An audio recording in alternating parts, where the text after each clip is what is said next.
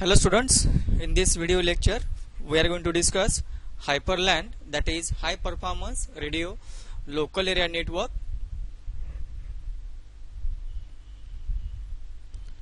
So first of all, about the wireless network, there are two main types of wireless network that we have already discussed. So first one is the local area network, where the networks like Bluetooth 802.11 Wi-Fi network, then the HyperLAN family oriented network, home RF band oriented radio network,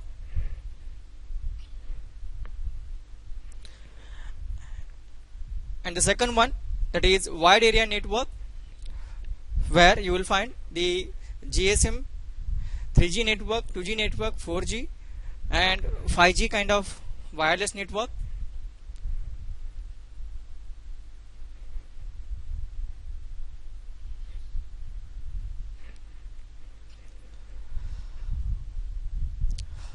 So in this graph we can able to see the mobility versus data rate. So here the fixed to walk to vehicle and the data rate from 0 to 100 Mbps. So if we consider the wide area network or 2G or 3G cellular network, so here the mobility point of view, so mobile stations are movable one, and the data rate is limited up to few kbps and up to few mbps for 3G network. Then Bluetooth, where the data rate you will get in the range of 100 kbps to 1 mbps, and the coverage distance is limited one, approximately 1.2 Mbps to 10 plus Mbps of data rate or bit rate you will get with 802.11 standard. So here the wireless LAN is responsible to provide that much of bandwidth, and the mobility point of view, the limited access you will get with this particular wireless LAN. Then about local area network, at last,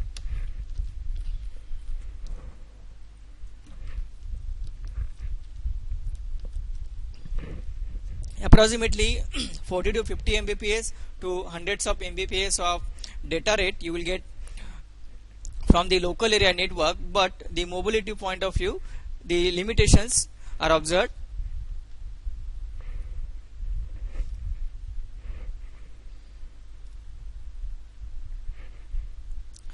So there are two main standards available with wireless LAN. So IEEE 802.11, we have already gone through this particular IEEE standard, that is 802.11b A, 802.11 AC, 802.11g and H. Then European standard ETSI have developed the HyperLAN, where the different categories are available: HyperLAN type 1, HyperLAN 2, HyperAccess and HyperLink. So this particular HyperLAN or HyperLAN type 1, 2 are mainly preferred for maximum bit rate as compared to the IEEE standard 802.11. So about the HyperLAN family, so in this table you can able to see the HyperLAN 1, 2, 3, HyperLAN Access and HyperLink. So HyperLAN 1 is based on the wireless Ethernet with the operating frequency 5 GHz, and the bit rate at physical layer of this particular HyperLAN 1 we are getting up to 23.5 Mbps. Then for HyperLAN 2, which is working on the wireless ATM, asynchronous transmission mode, with the same carrier frequency 5 GHz. So here we will get the maximum bit rate near about or in between 6 to 54 Mbps. Then HyperAccess, which is mainly observed with the wireless local loop with the same operating frequency, and the data rate is about 25 Mbps. And finally HyperLink, where the wireless point-to-point kind of communication, where the maximum frequency range with the carrier frequency and the data rate is about 155 Mbps.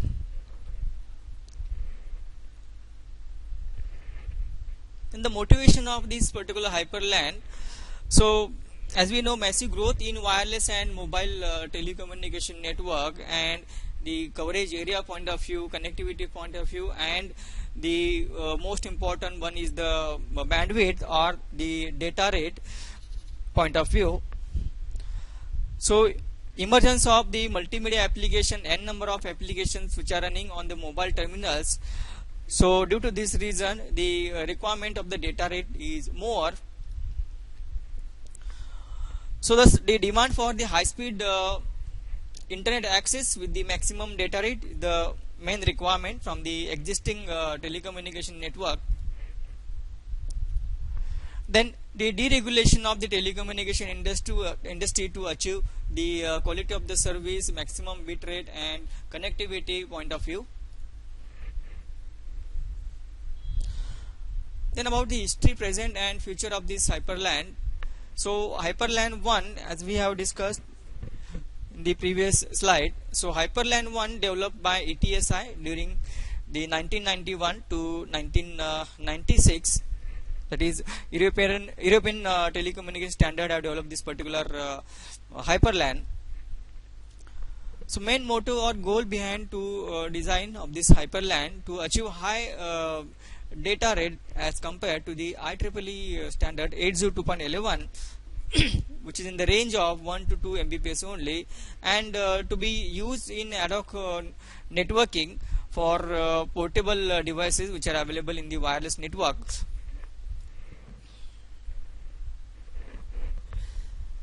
So the support for the support of this particular hyperLAN with asynchronous data transfer with the carrier sense multiple access, and the main advantage, that is collision avoidance kind of protocols are mainly observed with this particular network. But here the no quality of the service is the guaranteed. So some limitations are there with the hyperLAN 1. So these limitations are overcome in the second type of the hyperLAN. Then the products of this hyperLAN 1 type 1, the Proxim high speed range LAN 5 product family, which gives the data rate in the range which is about the 24 Mbps and 5 gigahertz the operating frequency, and quality of the service is guaranteed one.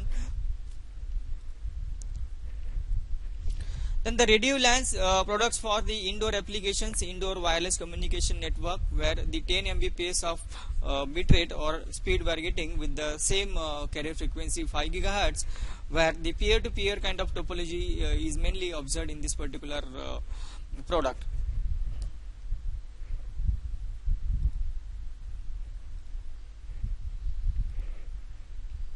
Then about the hyperLAN type 2. So the next generation of the hyperLAN family proposed by the ETSI and BRAN, that is Broadband Radio Access Network, in 1999, and it's still under the development.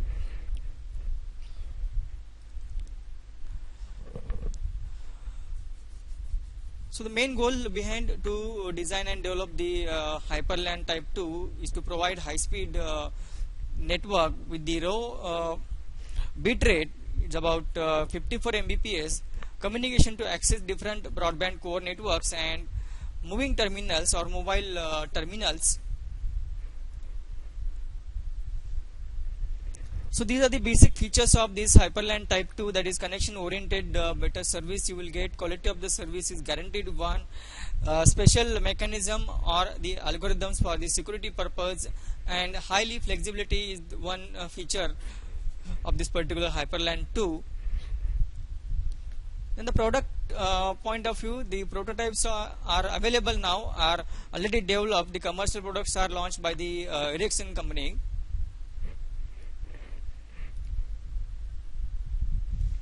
The next category, that is HyperAccess and HyperLink. So in parallel to developing the hyperLAN type 2 standard, ETSI BRAN has started to work on standard complementary to HyperLAN type 2.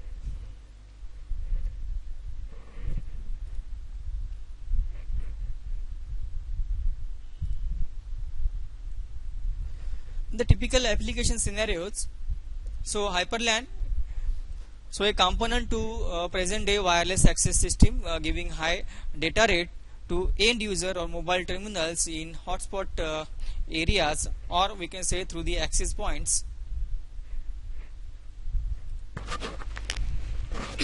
In the typical application environment, which is mainly observed in office building, homes and exhibition halls, also the access point which are running with the HyperLAN, that is airport, train stations, etc.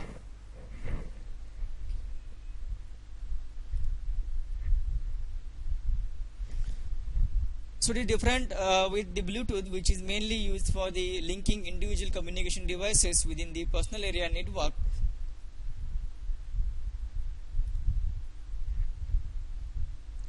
So in the HyperLAN also you will find the handover or handoff procedure. So in these three figures we can able to see here 4 access points are connected to the fixed network or LAN cable, and these access points are responsible to provide wireless service to the mobile terminals. So suppose the mobile terminal want to change his location, so at that time the access point and the fixed network is responsible to provide the wireless service during the handover. So here in the second figure we can able to see the access points. 2 access points are there, and the mobile terminal is changing its location from one network to another network. So without interrupting or disturbing the services offered to the mobile terminal, the handover procedure takes place. In third figure, 2 routers are connected to each other, and these 2 routers are again connected to the subnetwork A and subnetwork B, and in the subnetworks again access points are available. So here the mobile terminals are changing his locations either in subnetwork 1, subnetwork A or subnetwork B. So in this way, in case of HyperLAN also, the handover strategy or handover procedure is also takes place.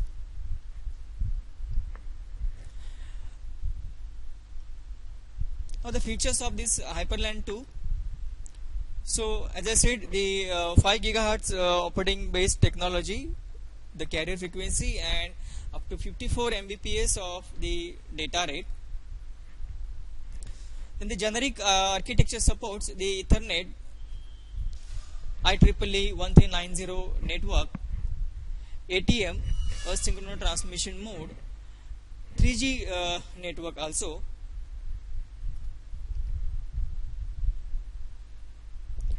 Connection oriented with the guaranteed quality of service, the main feature of this particular HyperLAN 2.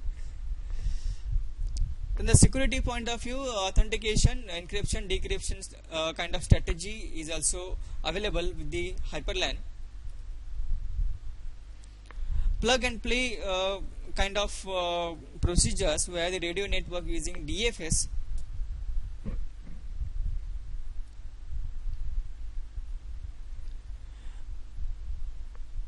And finally, the optimal throughput scheme or the network is more efficient and is capable to provide better quality and data rate to the user. Then about the architecture of this HyperLAN 1 and HyperLAN 2. So HyperLAN 1 reference model, which consists of the physical layer, the channel access control sublayer, and media access sublayer. So in these two layers, in these two architectures, you will find the common things like data link control layer, physical layer, media access control, and convergence layer. The HyperLAN type 2, HyperLAN 2 reference model divided in two planes, that is control plane and user plane. So starting from the bottom, at bottom you will find the physical layer where the encoding, decoding, and the electrical signal and the all physical media related wireless media related standards you will find with the physical layer.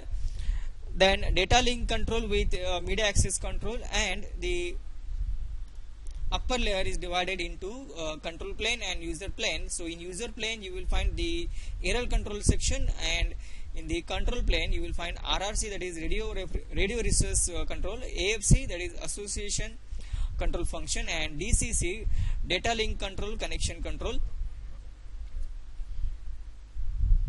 and RLC, radio link control.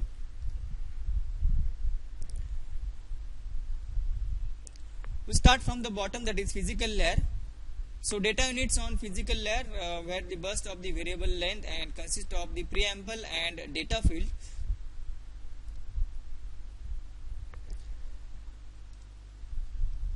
And the reference configuration, here you will find the, if suppose the data is moving from the top layer to the data link layer to the physical layer, to the PDU train from the DLC transmit the scrambling with 5.2.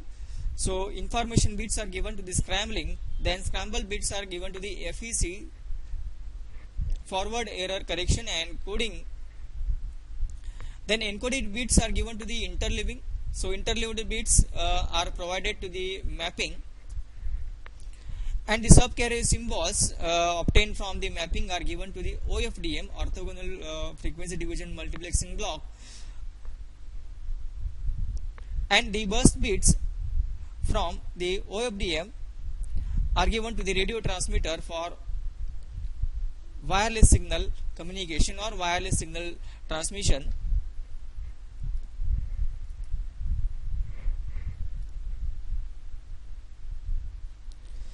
Then in the spectrum plays a crucial role in the deployment of the wireless LAN. So currently most wireless LAN products operate in unlicensed 2.4 GHz carrier frequency, which has several limitations: 80 MHz bandwidth and spread spectrum technology. And main drawback of this particular case is that is interference or crosstalk kind of problems. Then the spectrum allocation for HyperLAN 2.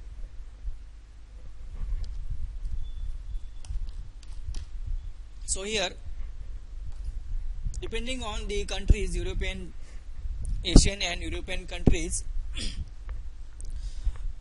so here HyperLAN with European countries 5.15 to 5.35 spectrum band is provided, and also the licensed spectrum with 455 MHz 5.47 to 5.7. Then in Japan, high speed wireless access where the 5.15 to 5.25 100 MHz, and in case of US, so NNI with 5.15 5.35, and one more unlicensed 300 MHz oriented unlicensed 5.725 and 5.825 spectrum allocation you will find.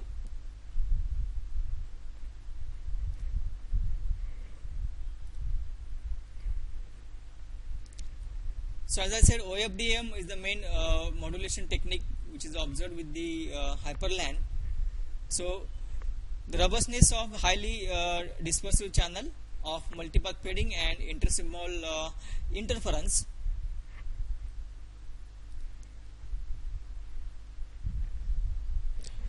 Spectral efficiency is the one more feature of this particular modulation scheme. It admits great flexibility for different modulation alternatives. It facilitated by the efficiency of FFT and IFFT algorithms and DSP processors.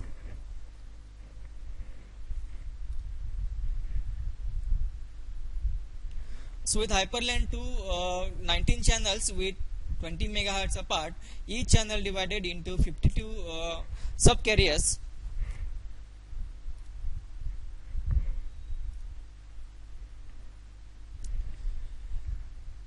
So during the encoding, which involves the several sequencing of data as well as the forward error correction, the key feature is that flexible transmission modes with different coding rate and modulation schemes. Modes are selected by the link adaptation So here you will find the BPSK, QPSK as well as 16 QAM or 64 QAM supported feature. So in this table we can able to see different operating modes of this HyperLAN. So 6 modes are there, and 7th one is the optional one, and different modulation schemes which are mainly observed. So BPSK, QPSK and 16 QAM, and optionally 64 QAM with the code rate 1.1 by 2 to 3/4 of the code rate, with the physical layer bit rate from 6 Mbps to 54 Mbps.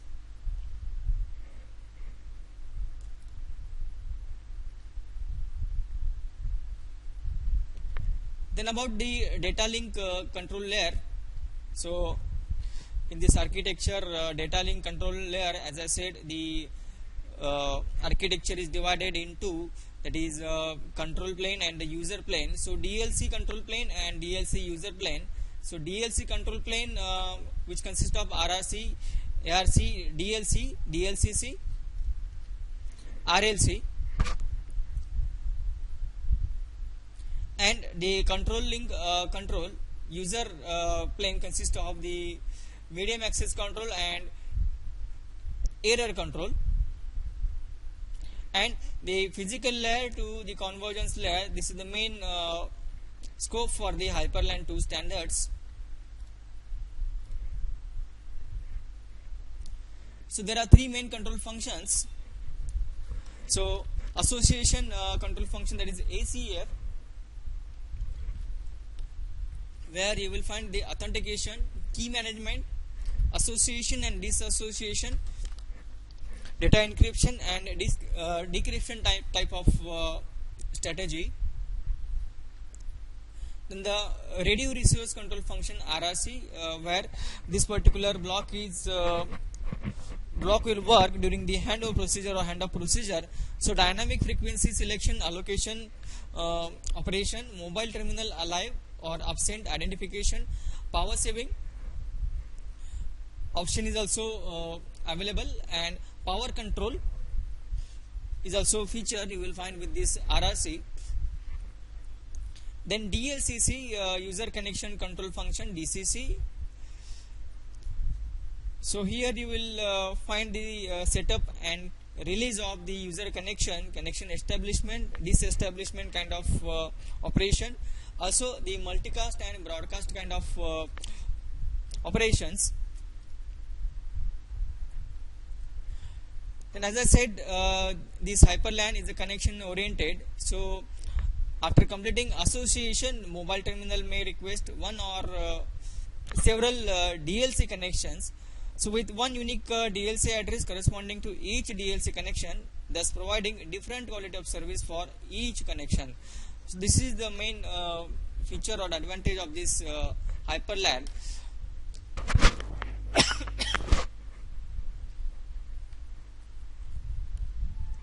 Then DLC media access control sublayer.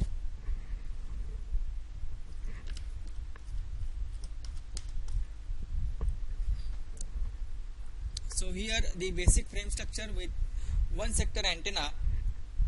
So the typical frame structure for this MAC frame, and in this MAC frame you will find the BCH, FCH, ACH,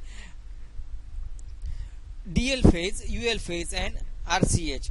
Again this DL phase consists of DL to 1 mobile terminal, that is SCH, LCH kind of frames.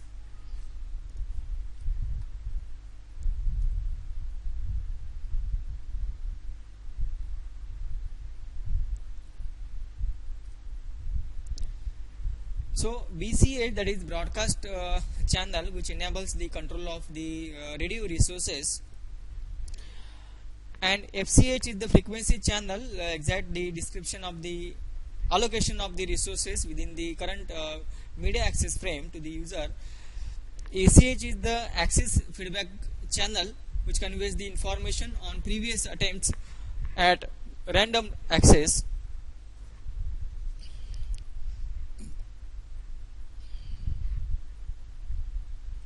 Then the multi-beam antenna sectors up to 8 beam supported. So it can support 8 beams. A connection oriented approach and quality of service is the guaranteed one.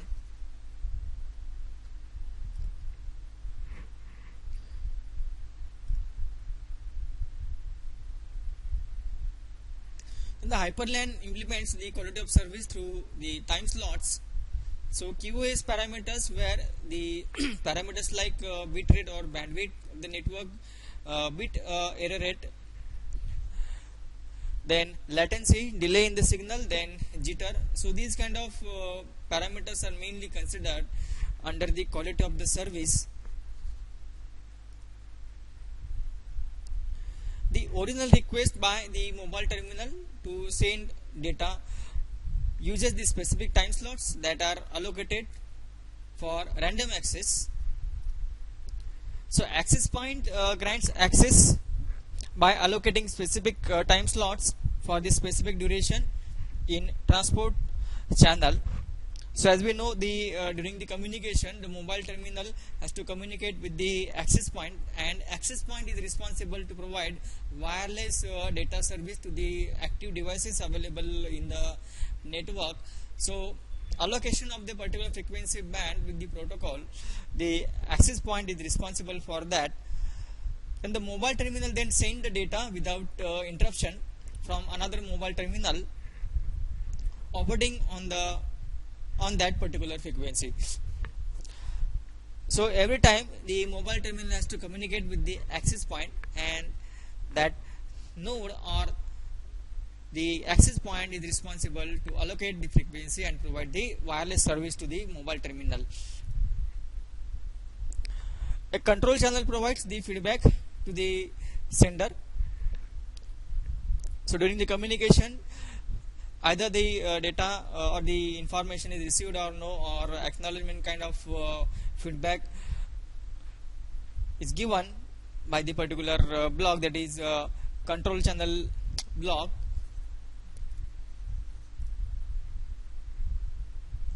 The DLC error control. So error control acknowledged mode. So here the selective repeat with automatic repeat request kind of strategy is observed. Then repetition mode, where the typically used for the broadcast. So during the broadcast kind of service, this particular repetition mode is mainly observed. Then the unacknowledged mode, where the unreliable network or during the low latency, this particular unacknowledged mode is mainly utilized. The other features of this data link control. So the radio network functions. So dynamic frequency selection, allocation of the frequency band or the channel to the particular user. Handover is also main feature. Link adaptation of the link, allocation of the frequency, and adjustment of the frequency band such a way that the mobile terminal get connected with the network. Then multi-beam antennas are also considered in this DLC, and power control and power saving mode is also available with this DLC. Then the QoS support, quality of service point of view, appropriate error control mode selected. Then the scheduling performed at MAC level. Link adaptation, internal function, that is admission, congestion control, and dropping mechanism for avoiding the overload or the congestion in the network. So these are the main parameters are considered under the QoS.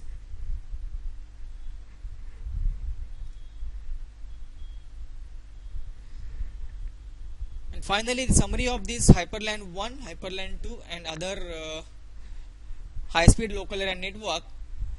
So here the question arises, will the HyperLAN 1.2 standard replace the IEEE standard 802.11? So there will be a fight between the connection and connection oriented and connectionless service.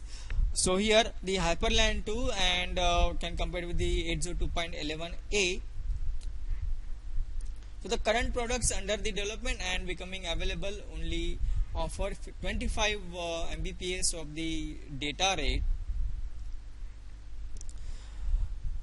So if you compare the 802.11 standards with the HyperLAN, so obviously the HyperLAN will give you the better bit rate or data rate.